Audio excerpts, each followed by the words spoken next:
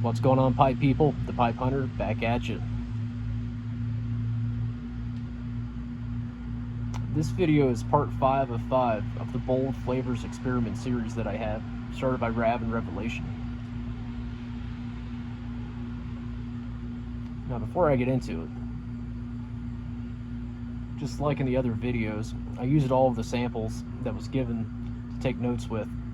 So for the video, I'm actually smoking Eric Stokkebye 4th Generation Summer Mixture, which is a Balkan that's a lot like Arango Balkan Supreme.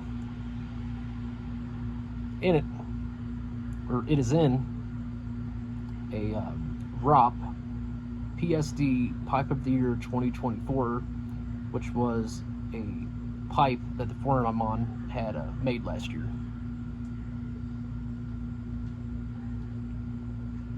So for this sample, what Rav did is took the Arango Balkan Supreme, he put it into a noodle press,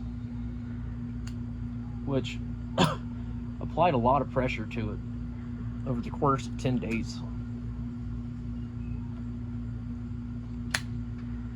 After 10 days of being under pressure in the noodle press, you end up with a really dense plug. It actually looks a lot like a hockey puck, but it's just a plug. If you want to see that in person, or in action I should say, really, you can go to his channel. I'll link to it below in the description, and you can see him actually pressing the tobacco that was used for the sample.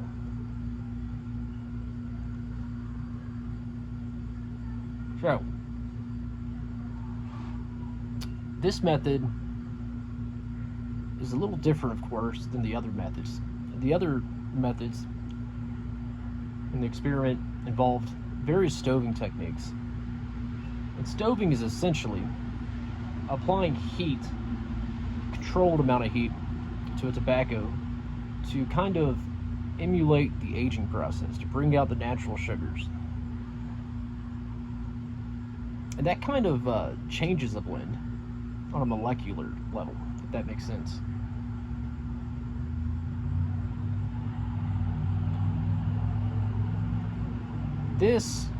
What am I trying to say here?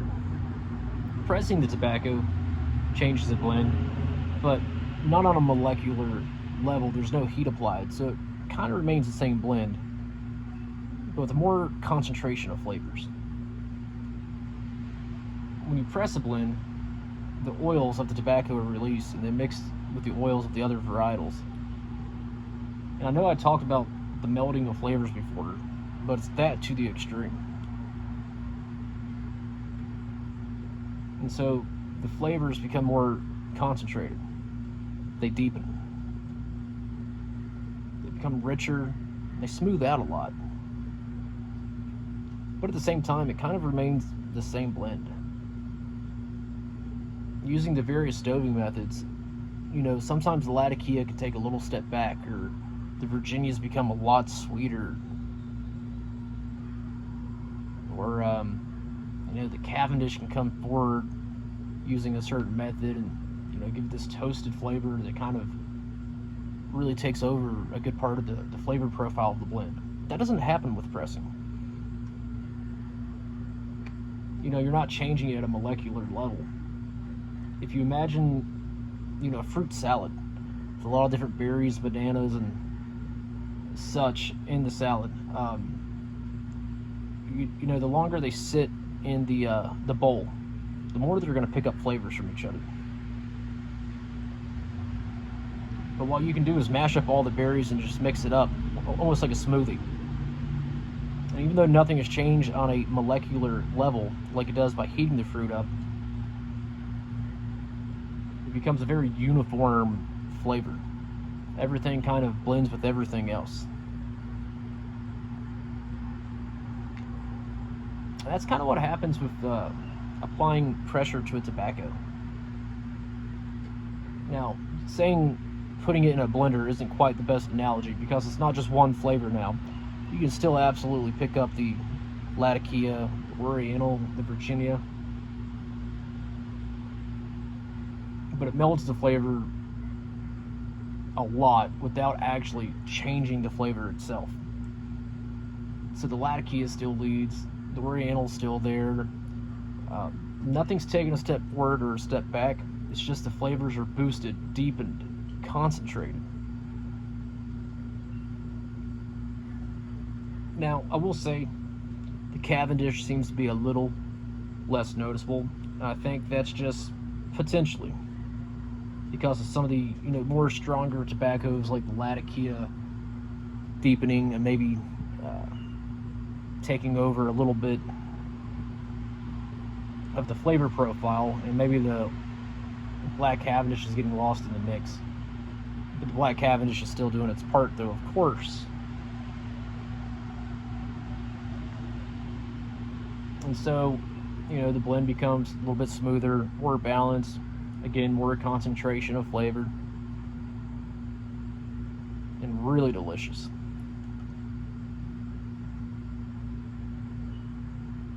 Now, with the original sample, the press sample, and the 6 variations of stoving the tobacco, that's 8 samples. 8 ways of approaching the same blend. And my final results, at least on a personal note, on what I enjoyed the most.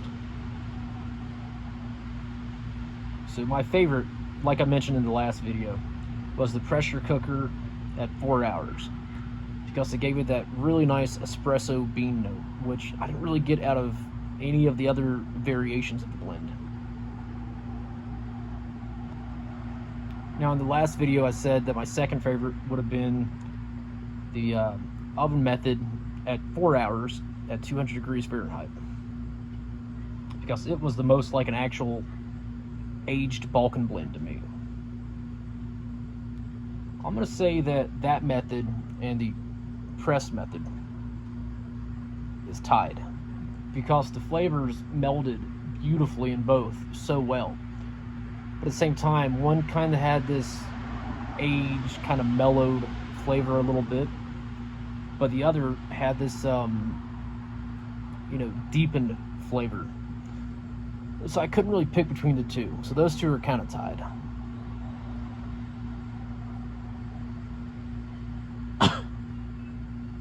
But I learned a lot from doing this series. I do a lot of tobacco reviews, and I really enjoy doing them. But to take one blend, tweak it, and discuss the differences between 8 variations of the same blend, really have to pay attention. It was a great exercise for me. I feel like I've learned more doing this series than I have with any other review or tasting. I really can't thank Rav enough for this and for including me on the series. I feel honored to be one of the chosen participants,